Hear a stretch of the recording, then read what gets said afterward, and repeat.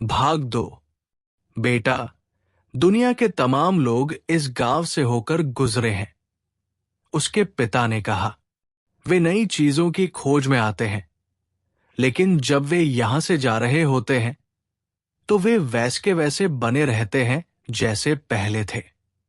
वे किले को देखने पहाड़ पर चढ़ते हैं और वे अंत में यही सोचते हैं कि गुजरा जमाना आज के जमाने से बेहतर था। भले ही उनके बाल भूरे हों या चमड़ी काली हो, लेकिन वे बुनियादी तौर पर होते वैसे ही हैं जैसे यहां के लोग हैं। लेकिन मैं कस्बों में जाकर वहां के वे किले देखना चाहता हूं जिनमें लोग रहते हैं, लड़के ने समझाया। वे लोग जब हमारे गांव देखते हैं तो कहते हैं कि वे यहां हमेशा के लिए बस जाना चाहते हैं। उसके पिता ने अपनी बात जारी रखी। ठीक है, मैं भी उनके मुल्क देखूंगा और देखूंगा कि वे किस तरह रहते हैं। बेटे ने कहा, जो लोग यहां आते हैं उनके पास ढेर सारा पैसा होता है, इसलिए वे यात्रा कर पाते हैं। उसके पिता ने कहा, हमारे बीच तो सिर्फ वही लोग यात्राएं करते हैं जो गडरिये होते हैं। तो ठीक है, मैं गडरिया ही बनूंगा। उसके पिता ने फिर कुछ नहीं कहा। अगले दिन उसने बेटे के लिए एक बटुआ दिया जिसमें सोने के 3 प्राचीन स्पेनिश सिक्के थे। ये सिक्के मुझे एक दिन खेत में मिले थे। मैं चाहता था कि ये तुम्हें विरासत में मिलते, लेकिन अब तुम इनसे अपनी भेड़ें खरीदना। जाओ चारागाहों में। लेकिन एक दिन आएगा जब तुम्हें समझ में आएगा कि हमारे गांव से अच्छी जगह कोई दूसरी नहीं है और हमारे यहां की स्त्रियों से सुंदर कोई दूसरी स्त्रियां नहीं हैं। और उसने लड़के को आशीर्वाद दिया। लड़का स्वयं अपने पिता की आंखों में दुनिया का भ्रमण करने में सक्षम होने की आकांक्षा देख सकता था, एक ऐसी आकांक्षा जो अभी जीवित थी। बावजूद इसके कि उसके पिता पीने के लिए पानी, खाने के लिए भोजन और हर रात एक ही छप्पर तले सोने के बोझ तले वर्षों पहले उस आकांक्षा को दफना चुके थे। क्षितिज पर लालिमा छाई हुई थी और अचानक सूरज प्रकट हुआ। लड़के ने अपने पिता से हुई उस बातचीत के बारे में सोचा और खुश हुआ। इस बीच वो बहुत से किले देख चुका था और बहुत सी स्त्रियों से मिल चुका था, लेकिन उसकी बराबरी कोई नहीं कर सकती थी, जो उसके बाद से कई दिनों तक उसकी राह देखती रही थी। उसके पास एक जैकेट थी, एक पुस्तक थी जिसके बदले में वह दूसरी पुस्तक खरीद सकता था, और भेड़ों का एक झुंड था। लेकिन सबसे अहम बात यह थी कि वो हर दिन अपने सपने को जी पा रहा था। अगर वो एंडालूसिया के चारागाहों से तंग आ जाता तो वो अपनी भेड़ों को बेचकर समुद्र पर जा सकता था। जब वो समुद्रों से ऊब जाएगा तो तब तक वो दूसरे बहुत से नगरों, बहुत सी स्त्रियों और सुखी होने के दूसरे बहुत से अवसरों से वाकिफ हो चुका होगा। मैं पाठशाला में ईश्वर को नहीं पा सका, उसने उगते सूरज की ओर देखते हुए सोचा। जब भी मुमकिन होता वो सफर के लिए कोई नया रास्ता ढूंढ लेता था। वो उस वीरान गिरजाघर में कभी नहीं गया था, बावजूद इसके कि वो उन हिस्सों से कई बार गुजर चुका था। दुनिया बहुत विशाल और अनंत थी। उसको अपनी भेड़ों को उस रास्ते पर थोड़ी देर चलने देने भर की जरूरत थी और वो दूसरी दिलचस्प चीजों का पता लगा सकता था। समस्या ये है कि उनको इस बात का एहसास ही नहीं होता कि वे हर दिन एक नए रास्ते पर चल रही होती है। उन्हें समझ ही नहीं आता कि जिन चरागाहों में वे होती है वे नए होते हैं और मौसम बदलते रहते हैं। वे तो सिर्फ भोजन और पानी के बारे में ही सोच पाती है। हो सकता है हम सभी ऐसे ही हों। लड़के ने सोचा, मुझे ही लो, जब से मैं उस दुकानदार की बेटी से मिला हूं मैंने किसी दूसरी स्त्री के बारे में सोचा ही नहीं। सूरत की ओर देखते हुए उसने हिसाब लगाया कि वो दोपहर के पहले टेरिफा पहुंच जाएगा। वहां वो इस पुस्तक के बदले थोड़ी मोटी सी पुस्तक ले सकता है, वाइन की अपनी बोतल भरा सकता है, दाढ़ी बना सकता है, बाल कटवा सकता है। उसे उस लड़की से मुलाकात की तैयारी करनी जरूरी थी, और वो इस संभावना के बारे में नहीं सोचना चाहता था कि कोई दूसरा गडरिया भेड़ों का उससे बड़ा झुंड लेकर वहां पहले ही पहुंच चुका हो और लड़की का हाथ मांग चुका हो।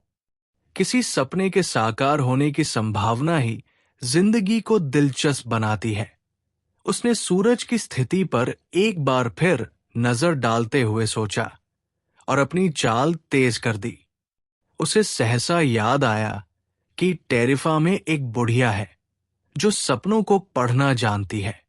वो बुढ़िया लड़के को घर के पिछवाड़े एक कमरे में ले गई।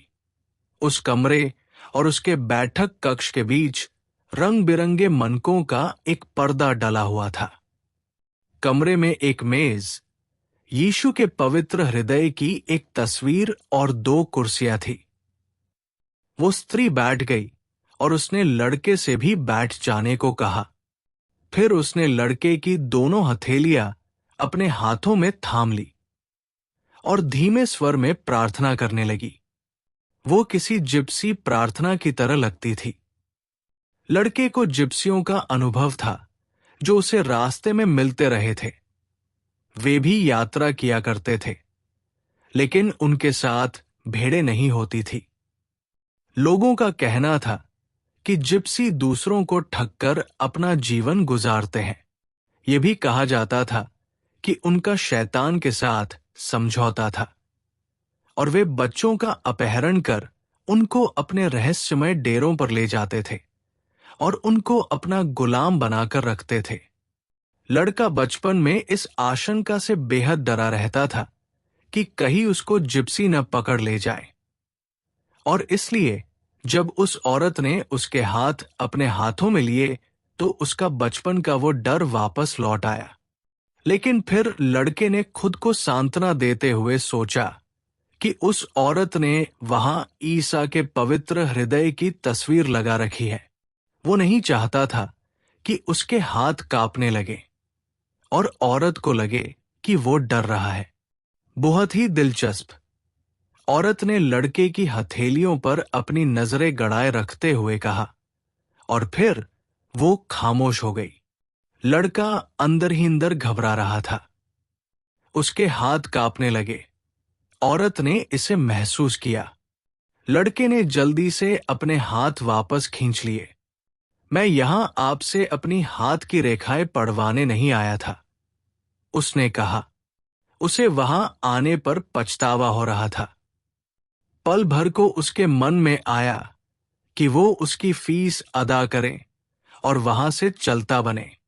उसे ये भी लगा कि वो बार बार आने वाले अपने उस सपने को कुछ ज्यादा ही अहमियत दे रहा है। तुम यहां इसलिए आए थे ताकि अपने सपने के बारे में जान सकते, बुढ़िया ने कहा, और सपने ईश्वर की ज़बान होते हैं।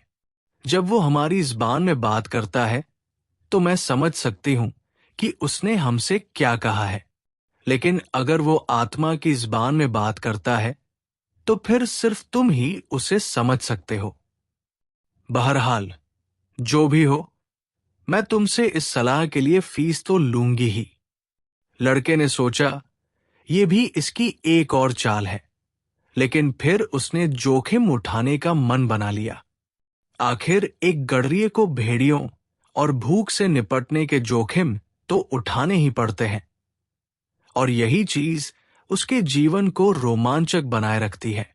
मुझे एक ही सपना 2 बार आया है, उसने कहा। सपने में मैंने देखा कि मैं अपनी भेड़ों के साथ एक चारागाह में हूं।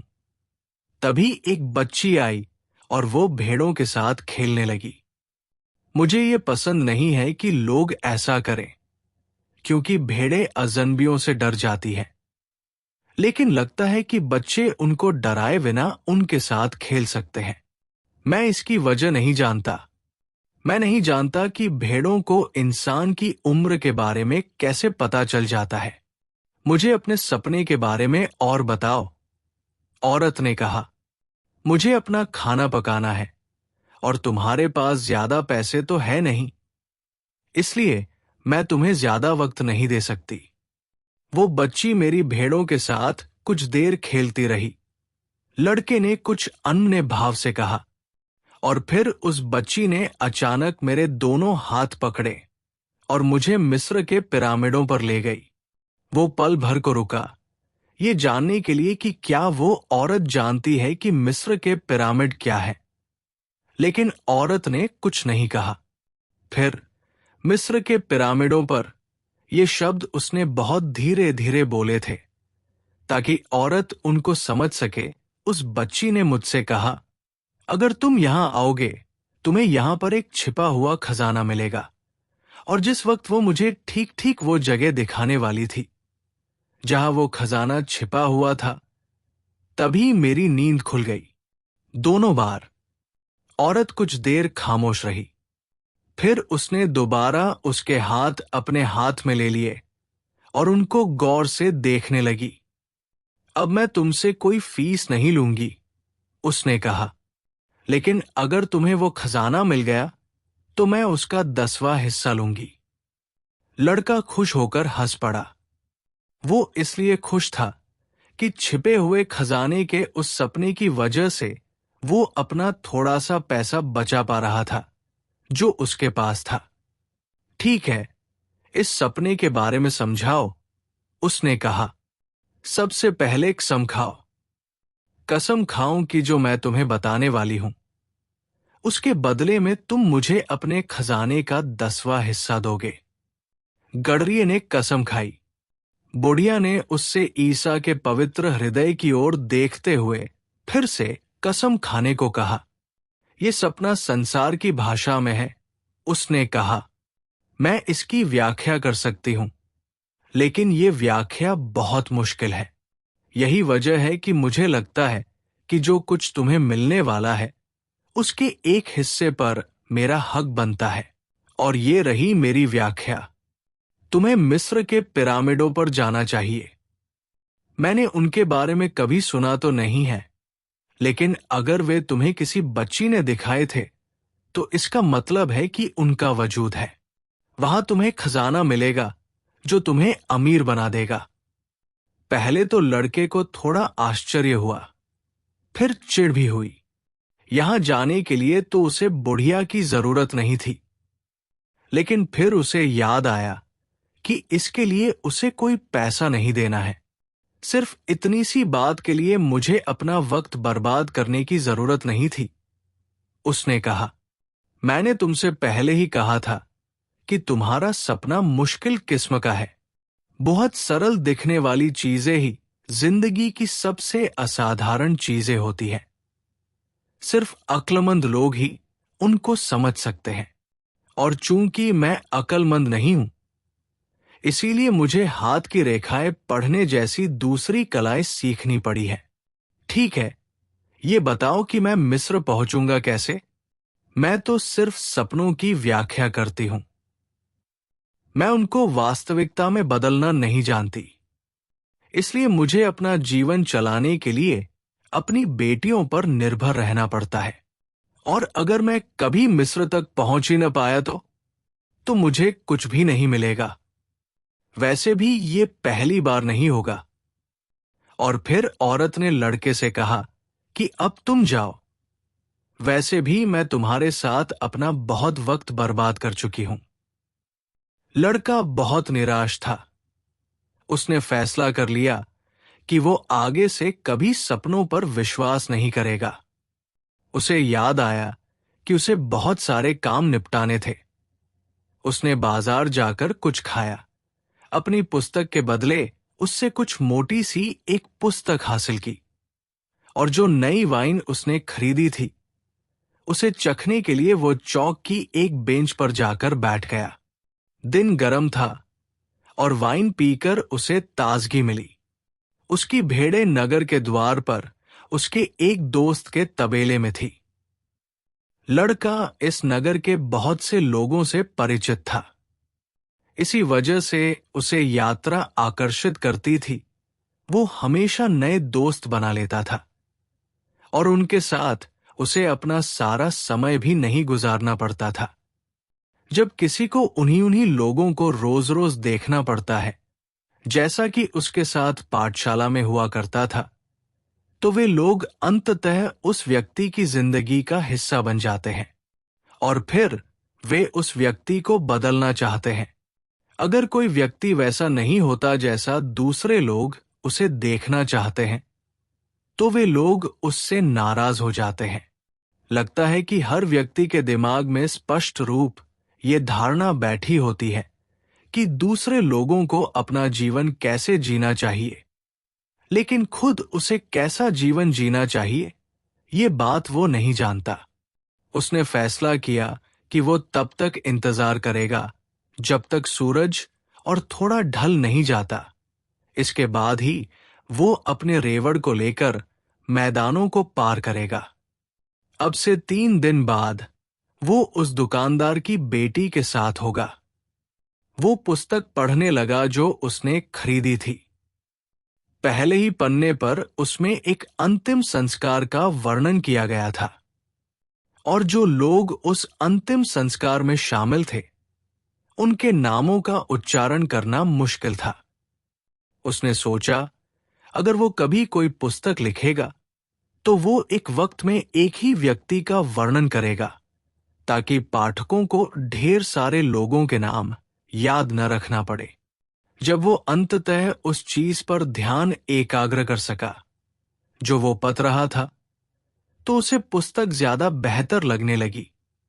उस दिन बर्फ गिर रही थी जब शव को दफनाने का संस्कार किया जा रहा था, और इससे उसे सर्दी का जो एहसास हुआ वो उसको अच्छा लगा। वो अभी पढ़ ही रहा था कि तभी एक बूढ़ा आदमी आकर उसकी बगल में बैठ गया और उससे बातचीत करने की कोशिश करने लगा। भाग 2 समाप्त।